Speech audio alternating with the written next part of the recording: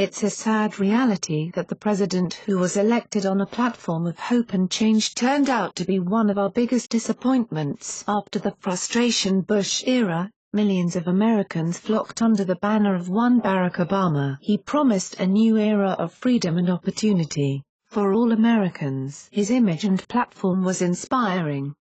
It helped people believe that a new day for the United States was dawning, a day of prosperity and liberation of the chains of the past. Instead, what did we get? A president who prioritized social justice causes, allowed for the rise of great racial divides, and plundered our military. He abused his executive authority to circumvent Congress, pushing for policies that weakened our borders, allowed a flood of criminal aliens enter, and see a spike in radical Islamic terrorism. Not to mention his allowing the NSA to spy on every American, a violation of our Fourth Amendment rights. Plus the disaster of Obamacare, more Americans on welfare and food stamps, and drastic debt. But his betrayal of America's trust goes deeper than that. Throughout his administration, Obama worked to interfere with the affairs of foreign nations, many of whom were our allies. We learned he was spying on German Chancellor Merkel. Recently we even discovered he had the CIA try to interfere with French elections. Now the U.S. Senate is finally taking action. From right-wing news: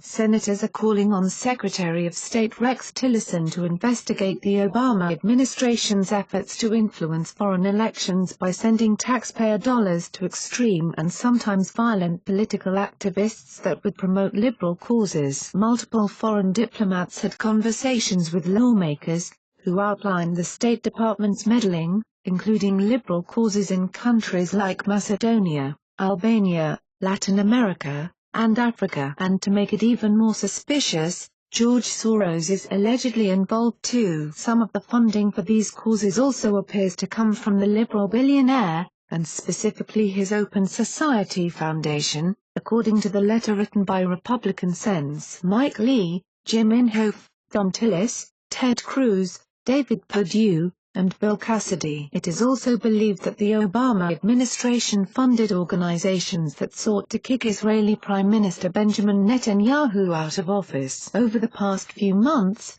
elected officials and political leaders of foreign nations have been coming to me with disappointing news and reports of U.S. activity in their respective countries. Sen. Lee said in a statement, "We had seen this going on under our noses, but now that Republicans in Congress are empowered by Trump, they're in deep trouble." President Obama operated with virtually no accountability, as the liberal media praised everything he did and ignored his many mistakes. Democrats and Obama supporters seemed to look the other way or were kept in the dark about his unconstitutional administration. It seems that for liberals, it's okay to do whatever you want, so long as you're likable. Damn the law, right? But now that the political tide has turned in Washington, perhaps Obama will be held accountable for the many misdeeds of his administration. Will it result in criminal prosecutions? Probably not. But at the very least, the American people will learn the full extent of his wayward behavior. Zoot Feed helped contribute to this report. It's News Exposed signing off.